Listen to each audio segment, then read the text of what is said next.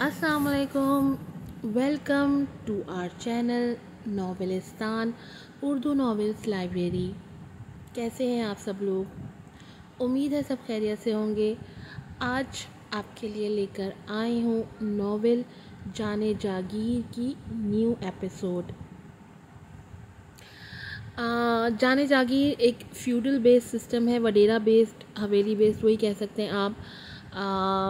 दो सौतेले भाइयों की कहानी है। जल्दी से जाकर चैनल को सब्सक्राइब कर दें, वीडियो को लाइक कीजिएगा, शुरू कीजिए, शेयर कीजिएगा। ज़्यादा टाइम आज वेस्ट नहीं करूँगी, जल्दी से बढ़ते हैं अपनी एपिसोड की तरफ। आप लोग चैनल को सब्सक्राइब करना बिल्कुल भी मत भूलिएगा। नॉवेल है जाने जागीर, राइटर है उरूज, किस्त नंबर है 7। आमिना, तुम ये बाहर लेकर जाओ। तबस्सुम बेगम किचन काउंटर पर रखे लवाजमात की जानिब इशारा करके बोली तो वो जी कहती प्लेट ट्रे में रखने लगी। आयला बेटा, बाहर वो लोग आपका रिश्ता लेके आए हैं। मिर्ज़ा साहब मुलाजिमा के किचन से निकलते ही काउंटर के साथ टेक लगाए खड़ी आयला से बोले, बाबा आपने उन लोगों को हमारी शर्त के बारे में बताया है? वो सीधी होती सवाल करने लगी। हाँ बेटा, बता दिया है और उन्हें कोई एतराज़ नहीं है, इसलिए हम तुम्हारा फैसला सुनने आए हैं। वो प्यार से बोले। बाबा, हमारी शर्त उन्हें मंजूर है तो हम क्या कह सकते हैं? आप लोगों की जैसी मर्जी। हमने अपनी शादी का इख्तियार आप लोगों को दिया हुआ है। बस हम यही चाहते हैं कि जिससे भी आप लोग हमारी शादी करवाएं वो हमारे पर्दे पे कोई एतराज़ ना करे, और ये लोग हमें ऐसे ही कबूल कर रहे हैं तो फिर आप लोगों को जैसा ठीक लगे। आयला रुख मोड़े गर्दन झुका गई तो मिर्ज़ा साहब मुस्कुरा दिए। मुझे तो लग रहा है आज ही मंगनी की तारीख रख के जाएंगे, मगर ऐसी किसी भी बात से पहले आप एक बार लड़के के बारे में मालूमात करवा लें तो अच्छा होगा। तबस्सुम बेगम फिक्रमंदी से मिर्ज़ा साहब से बोली। उन्हें बज़ाहिर तो लोग अच्छे ही लगे थे, पर वो माँ थी और आजकल के हालातों को अच्छे से जानती थी, इसलिए वो पहले ही राइड के बारे में सब जानना चाहती थी। ये कैसी बातें कर रही हो? लड़का बहुत अच्छा है, पूरी दुनिया जानती है उसे, पूरे मुल्क में एक नाम है उसका। आए रोज़ तो उसकी कामयाबी की खबरें न्यूज़पेपर में छपती रहती हैं, और तुम कह रही हो मैं उसके बारे में मालूमात करूं? मतलब हद करती हो यार। मैं जानता हूँ थोड़ा संजीदा है, मगर बहुत अच्छा लड़का है, और सबसे बढ़कर उसे और उसके घर वालों को हमारी बेटी के पर्दा करने पर कोई एतराज़ नहीं है। इसीलिए हमें भी कम सोचना चाहिए और जैसा वो लोग चाह रहे हैं वैसा ही करते हैं। मिर्ज़ा साहब ने अपनी बेगम को तसल्ली देते समझाया तो वो समझते हुए हाँ में सर हिला गईं, जबकि दोनों आयला के सर पे हाथ रखते किचन से निकल गए।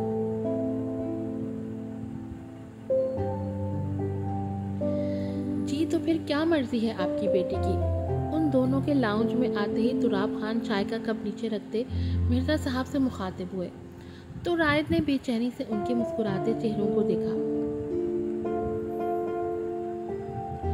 हमारी बच्ची को कोई एतराज़ नहीं है, हमारी तरफ से हाँ है। मिर्ज़ा साहब खुशखबरी सुनाते मिठाई की प्लेट टेबल से उठा के तुराब खान के सामने कह गए, जबकि रायत की बेचैन दिल को जैसे चैन मिल गया था। वो इतना खुश था कि उसका दिल कर रहा था अभी जाए और पूरे शहर में मिठाइयाँ बांटे। अरे भाई, बहुत बहुत मुबारक हो फिर तो। तुराब खान प्लेट से मिठाई उठाते रायत के मुंह की जानिब कर गए तो रायत ने उनके हाथ से मिठाई लेते खुद ही मुंह में डाली, जबकि एक पल के लिए तुराब खान का दिल बुझ गया। अंकल, मैं साफ और सीधी बात करूंगा, हम ज़्यादा लंबी चौड़ी चीज़ों में नहीं पड़ना चाहते। मैं बस जल्द अज जल्द आयला को अपना बनाना चाहता हूँ, जितना जल्दी हो सके शादी करना चाहता हूँ। रायत हल्की से मुस्कान के साथ बोला तो मिर्ज़ा साहब ने परेशानी से बेगम को देखा। बेटा, इतनी जल्दी शादी? तबस्सुम बेगम ने कुछ कहना चाहा जब रायत ने उनकी बात काटी।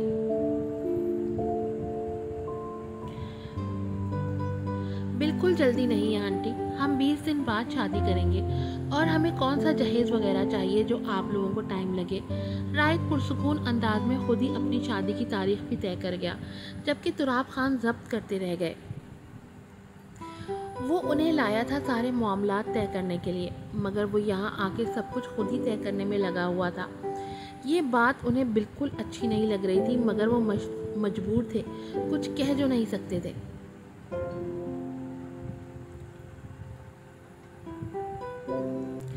मगर बेटा, फिर भी और बहुत सी चीज़ें होती हैं, कम से कम हमें 2 महीने तो दो, मिर्ज़ा साहब ने समझाना चाहा, मगर राइद ने तो कसम खा रखी थी जैसे आज ही 20 दिन बाद की तारीख पक्की करवाएगा। अंकल, आपको मुझ पे यकीन है ना? रायत ने उम्मीद से उनकी तरफ देखा तो मिर्ज़ा साहब हाँ में सर हिला गए। तो बस फिर आप शादी की तैयारियां शुरू करें, मैं ठीक 20 दिन बाद मतलब 22 तारीख को बारात लेके आऊँगा और आपके पास से अपनी अमानत ले जाऊँगा। रायत इत्मीनान से कहता आखिर में मुस्कुराया तो मिर्ज़ा साहब कुछ कह ही न सके। मिर्ज़ा साहब, अब जब हमारे बेटे ने शादी की तारीख रख ही दी है तो आप सब तैयारियां शुरू कर दें। तुराब खान खड़े होते एक तंजिया नज़र रायत पे डालते बोले तो वो सब भी साथ ही खड़े हो गए।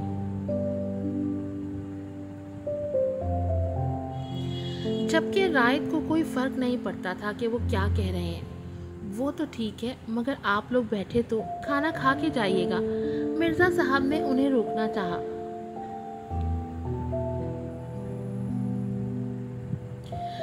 फिर कभी सही, अभी हमें यहाँ से एक और बहुत अहम काम के लिए जाना है।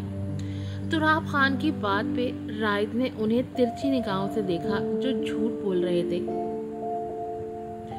वो जानता था कि वो ऐसा क्यों बोल रहे हैं। उन्हें रायत की बात बिल्कुल अच्छी नहीं लगी थी और वो ज़्यादा देर अपना गुस्सा कंट्रोल नहीं कर पा रहे थे, इसलिए जाने के लिए खड़े हो गए थे।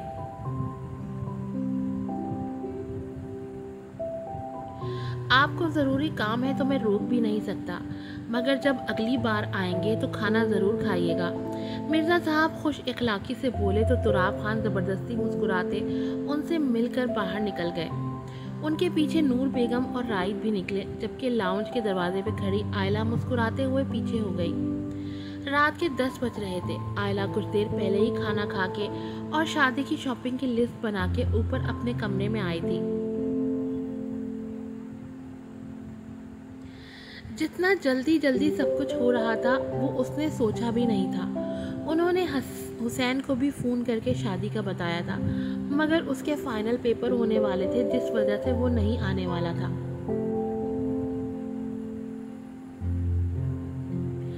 आयला ने कहा भी कि वो लोग शादी की तारीख आगे करवा लें, मगर हुसैन ने उन्हें साफ साफ मना कर दिया कि जो काम जिस वक्त हो रहा है उसे होने दिया जाए। वो यहाँ बैठे बैठे फ़ोन पर ही शादी एंजॉय कर लेगा, जिस पर उन लोगों को उसकी बात माननी पड़ी।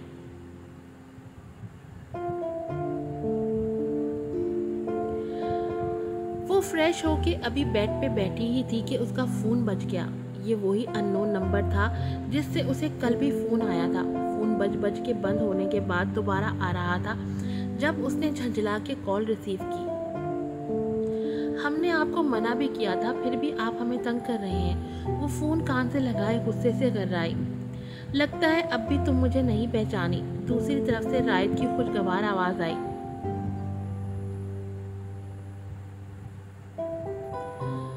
हम बहुत अच्छे से पहचान गए हैं आपको। आप वही आवारा लड़के हैं जो हमें फजूल में तंग कर रहे हैं कल से।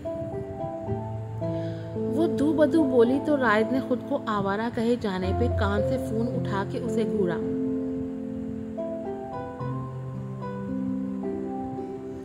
तमीज़ से लड़की, होने वाला शौहर हूँ तुम्हारा।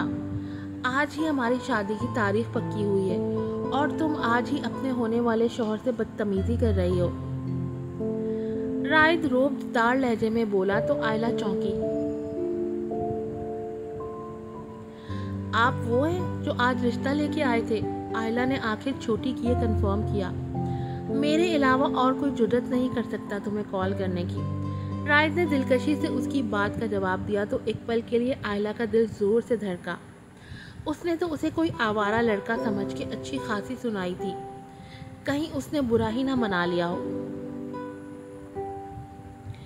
सॉरी, हमें लगा कि कोई ऐसे ही हमें तंग कर रहा है। आयला शर्मिंदा लहजे में माजरत ख्वाह हुई। कोई बात नहीं, तुम नहीं जानती थी इसलिए ऐसा कह दिया, वरना मैं जानता हूँ तुम सबकी कितनी इज्जत करती हो। रायत के लहजे में प्यार ही प्यार था, जबकि रायत की बातें आयला को सर झुकाने पे मजबूर कर रही थी। आपने क्यों फ़ोन किया? ऐसे ही, रायत ने सुकून से कहा, मगर हम मसरूफ़ हैं। वो हिचकिचाए बहाना कर गई। रायत से बात करना उसे दुनिया का सबसे मुश्किल काम लग रहा था, क्योंकि उसका लहजा जो बोल रहा था उससे उसे घबराहट हो रही थी।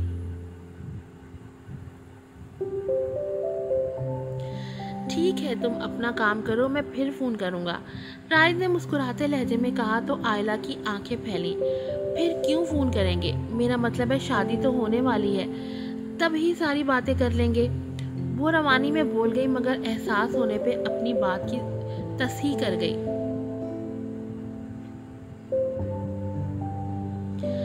वैसे तो रायत खान किसी की सुनता नहीं है, मगर तुम बहुत ही खास हो, इसलिए मान लेता हूँ तुम्हारी बात। अब शादी वाले दिन ही बात होगी तफसील से, वो गंभीर लहजे में कहता आखिर में जोमानी अंदाज में बोला तो आयला मुस्कुरा दी।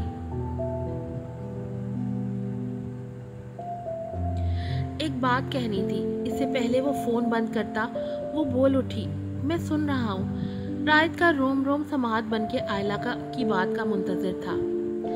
थैंक यू सो मच हमें हमारे हिजाब के साथ कबूल करने के लिए, वो धीमे लहजे में बोली तो रायत के लबों पे मुस्कुराहट आ गई। अभी अपना थैंक यू संभाल के रखो, शादी की रात अच्छे से कहना, वो मानी खिजी से कहता फोन बंद कर दिया। अगर वो कुछ देर और बात करता तो आयला की तलब बढ़ जाती, जिस वजह से उसने फ़ोन ही बंद कर दिया, जबकि आयला मुस्कुरा के फ़ोन को देखने लगी।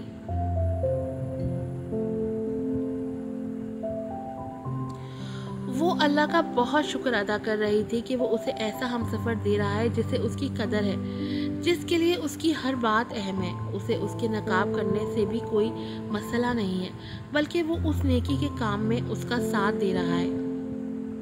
इसके लिए वो जितना अपने रब की शुक्रगुजार होती उतना ही कम था। कुछ दिन बाद फार्म हाउस के बाहर गाड़ी रुकते ही जसलान गाड़ी से उतरता, घूम के दूसरी तरफ आते फ्रंट डोर ऊपर करके हाथ आगे बढ़ा गया। उसके बढ़ाए हुए हाथ पे महविश मुस्कुराते हुए महविश ने अपना हाथ रखा और गाड़ी से निकली। पिछले 4 दिन से ये इन दोनों के रोज का मामूल बन गया था। रोज ही जसलान अपने सारे काम निपटा के महविश को साथ लिए यहाँ आ जाता और खुद किसी खिलौने की तरह उससे खेलता रहता, और बेचारी महविश ये समझ के कि वो उससे प्यार करता है उसके सामने अपना आप पेश कर गई, जिसे जसलान बहुत अच्छे से इस्तेमाल कर रहा था।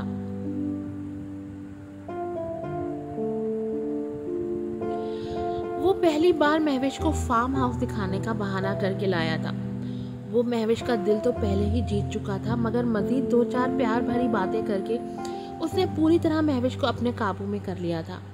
और महविश उसने बगैर कभी भी सोचे समझे, बगैर अपने घर वालों की परवाह किए बगैर जसलान के साथ सारी हदें पार कर दी थी, मगर वो नहीं जानती थी कि उसे उसकी गलती की कितनी बड़ी सज़ा मिलने वाली है। महविश के साथ रहते रहते अब उसका दिल भर गया था।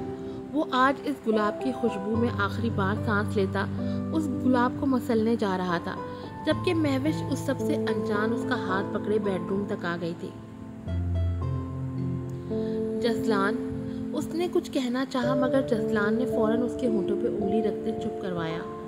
कुछ मत कहो, बस इन हसीन लम्हात को महसूस करो। उसके लबों पे पूरी शिद्दत से झुकता अपना वहशीपन उसके लबों पे उतारने लगा। उसके अंदाज में बेरहमी महसूस करते महविश ने उसे पीछे करना चाहा, मगर जितना वो उसे पीछे करने की कोशिश करती उसकी शिद्दत में उतना ही इजाफा हो जाता।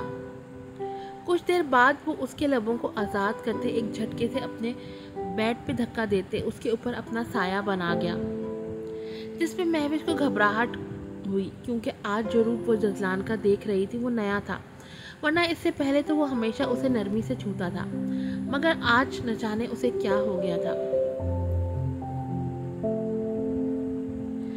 मगर महविश उसकी मोहब्बत को जुनूनियत समझती खामोशी से उसकी पनाहों में पड़ी थी। वो जा बजा उसका लिम्स अपनी गर्दन पे महसूस कर रही थी, जब के दोनों हाथ उसके जजलान के हाथ में कैद थे। जजलान ने जोर से उसकी कान की लौ को दांतों तले दबाया तो वो सिसक उठी। एक शिकवा किना निगाह उससे उसने जसलान को देखा, जिसे देखते जसलान पुरस्कार सा मुस्कुराता, जैसे बगैर समझे महविश शर्माते हुए आंखें बंद कर गई। उसके चेहरे पे फैली सुर्खी को देखते जसलान के लबों पे एक कमीनी सी मुस्कुराहट आई, जिसके साथ वो अपनी तमाम तर वहशतों समेत फिर से महविश पे झुक गया, जैसे महविश उसका प्यार समझ के बर्दाश्त करती रही।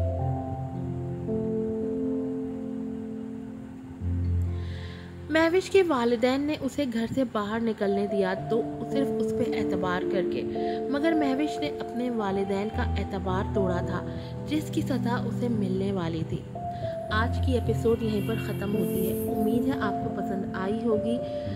लड़कियां क्यों प्यार में इस तरह कर जाती हैं, मोहब्बत और हविस में फ़र्क क्यों नहीं समझ पाती, कैसे किसी गैर इंसान पे इतना भरोसा कर लेती हैं कि उसके बेडरूम तक चली जाती हैं बग़ैर किसी भी नताइज को ध्यान में रखे। मुझे तो महविश के इस तर्ज अमल पे बहुत शदीद अफसोस है, और मैं आप सब लोगों को यही कहूँगी, किसी भी इंसान पे इतना भरोसा मत करें।